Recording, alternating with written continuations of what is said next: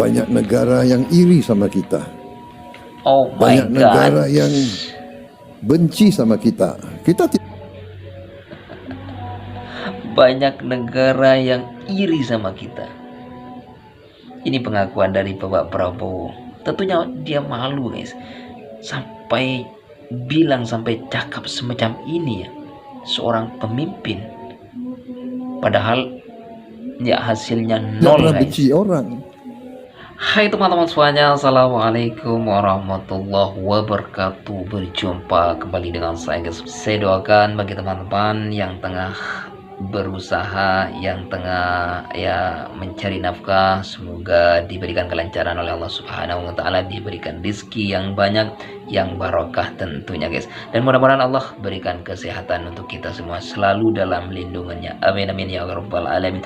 Oke guys, saya sendiri merasa terkejut dengan pernyataan Bapak Prabowo guys, yang bilang banyak negara yang iri dengan Indonesia. Aduh, ini saya sendiri pening ya. Apa sebetulnya yang perlu diirikan oleh ya negara lain untuk Indonesia nih guys? MBG kah? Ataupun infrastruktur ataupun ekonominya yang tengah amburadul? Tidak mungkin guys. Malaysia, Singapura dan banyak-banyak negara lainnya iri sama Indonesia. Justru Indonesia yang iri sama Malaysia guys. Patutnya iri sama Malaysia karena Malaysia memang pencapaiannya sudah luar biasa guys. Malaysia sudah meroket dan semuanya sudah sempurna guys. Mata uangnya nomor 1 dan ekonominya sangat stabil. Harga minyak yang sangat rendah. Itu perlu iri Indonesia terhadap Malaysia guys, bukan Malaysia yang iri dengan Indonesia. Oke guys, daripada berlama-lama, langsung saja kita tonton seperti apakah pernyataan dari Bapak Presiden kita. Langsung saja kita play, let's go. Assalamualaikum warahmatullahi wabarakatuh. Waalaikumsalam Halo teman-teman, warahmatullahi wabarakatuh. selamat datang kembali di channel ini. Semoga Ya, jangan kalian lupa semua subscribe tetap channel sehat, beliau, guys. rezekinya lancar, dan Amin, sabar amin, menghadapi amin. segala hal yang kadang bikin garuk kepala ini ya. Belakangan ini dunia maya gempar karena pernyataan Bapak Presiden Prabowo. Beliau bilang, banyak negara iri sekali dengan Indonesia. Wah, Oh my enak God. sekali didengar ya. Padahal kalau kita lihat-lihat sendiri, mungkin yang mereka iri adalah betapa kreatifnya kita menjawab setiap masalah dengan janji Tengok, manis. Atau betapa sabarnya rakyat kita menunggu. Harga barang turun sementara, harga bensin naik terus. Tak lama kemudian, Haruskah Malaysia iri sama Indonesia karena antriannya dekat pom semacam ini guys? Perlukah kita iri sama Indonesia yang antriannya sama ini? Oh no, datang no, pula guys. pidato Perdana Menteri Malaysia Anwar Ibrahim yang membahas harga bahan bakar minyak di negaranya. Beliau membandingkan dengan negara produsen minyak lain seolah-olah lupa bahwa kita pun termasuk negara yang kaya sumber daya. Tapi entah kenapa harga bensin di sini kadang malah lebih mahal dari negara yang tidak punya satu sumur minyak pun. Di sisi lain, kalian pasti sudah lihat video antrean panjang di SPBU kan? Rakyat rela Betul. berjam-jam berdesak-desakan cuma demi mendapatkan bensin dengan harga yang masih bisa dijangkau. Sementara itu, ada saja pembahasan soal pendidikan yang biayanya makin mahal. Ya guys, kita itu sebetulnya yang mau membeli guys, bukan meminta. Ini mau membeli bensin maupun minyak ya, tetapi sangat susah guys untuk mendapatkannya. Bahkan kita berpanas-panasan ya di terik matahari untuk mendapatkan bensin maupun minyak kalau dekat Malaysia ya. Ini betul-betul menyusahkan rakyat guys. Perlukah hal semacam ini kita perlu iri? Kebijakan yang sering berubah-ubah seperti arah angin, sampai penegakan hukum yang kadang terasa seperti cuma berlaku untuk yang tidak punya kuasa. Semua cuplikan ini akhirnya jadi satu paket hiburan gratis buat warganet. Padahal isinya adalah kenyataan pahit yang kita rasakan sehari-hari.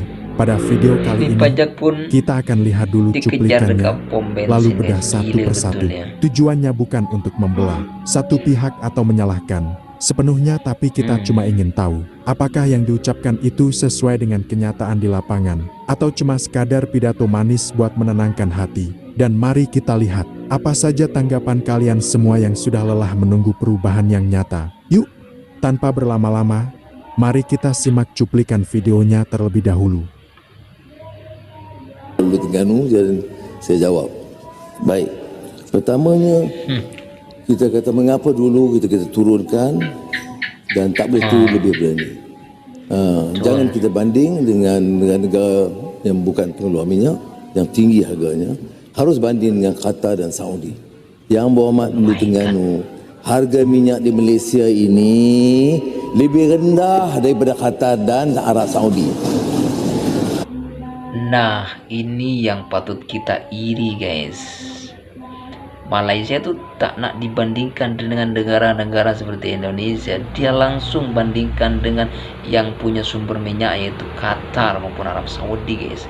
Dan dalam hal ini Malaysia sendiri itu harganya lebih murah, guys, dengan yang punya sumber minyak sendiri, apalagi dengan Indonesia. Nah, ini yang sepatutnya Indonesia iri sama Malaysia, bukan Malaysia iri sama Indonesia, guys. Itu dah fakta yang pertama yang harus diingat. Cananglah bagaimanapun kenyataannya sekarang, Tan Sri yang ketua, harga minyak kita lebih rendah. Betul. Masa kita minta turun segi 50 sen, harga minyak di Arab Saudi 50 sen. Sekarang kita segi 99 sen, harga Arab Saudi lebih daripada RM2.40 sen.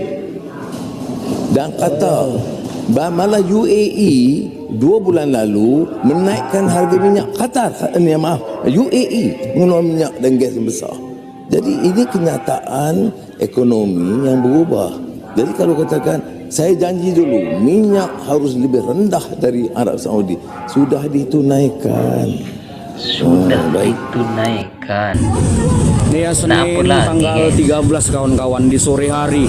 Antrian di SPBU Tanah Tinggi Jalan Soekarno-Hatta di jam 18.42 ini. Pertalite kosong, yang ready Pertama kawan-kawan.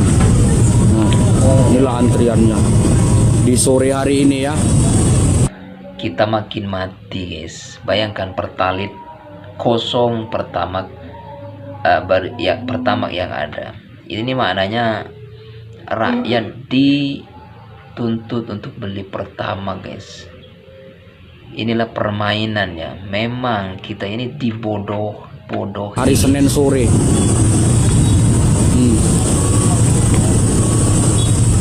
Yang ready kalau untuk sepeda motor sore hari ini Pertamax. Inilah dia antriannya sore hari ini. Sampai belakang ini ya.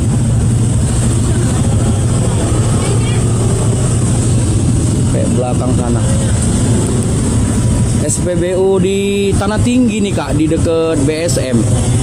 Inilah antriannya sore hari ini. Oke ya, jadi buat kawan-kawan yang mau ngantri BBM yang ready di SPBU Tanah Tinggi Pertamax ya, untuk sepeda motor ya.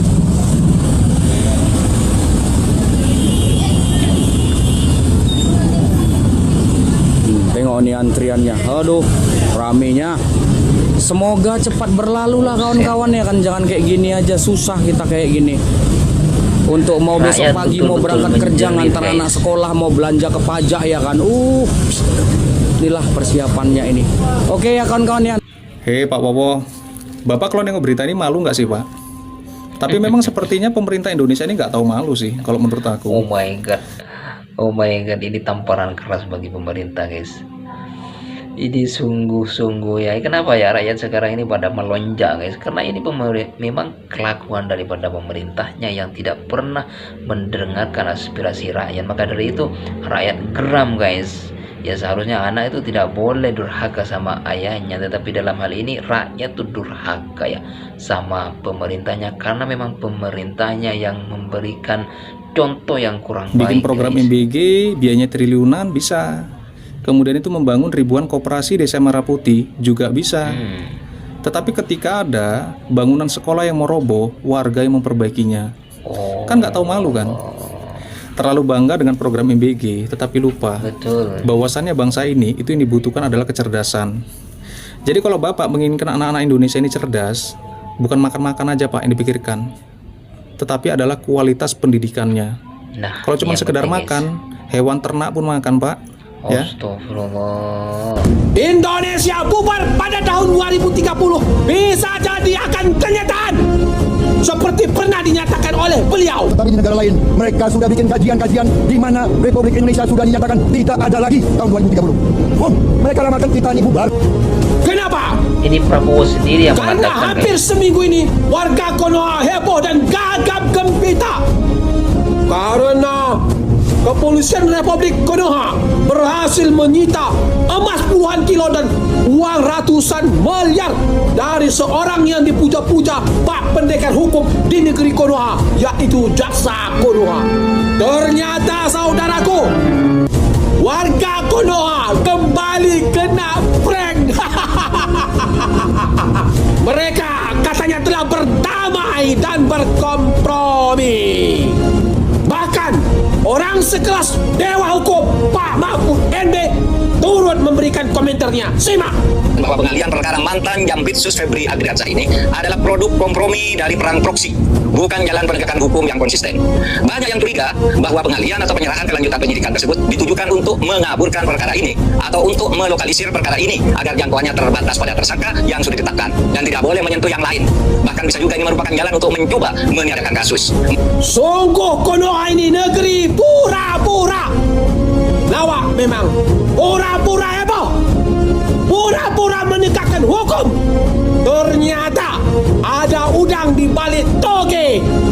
Ingat pondasi sebuah negara maju, tegaknya hukum dan peraturan setegak-tegaknya.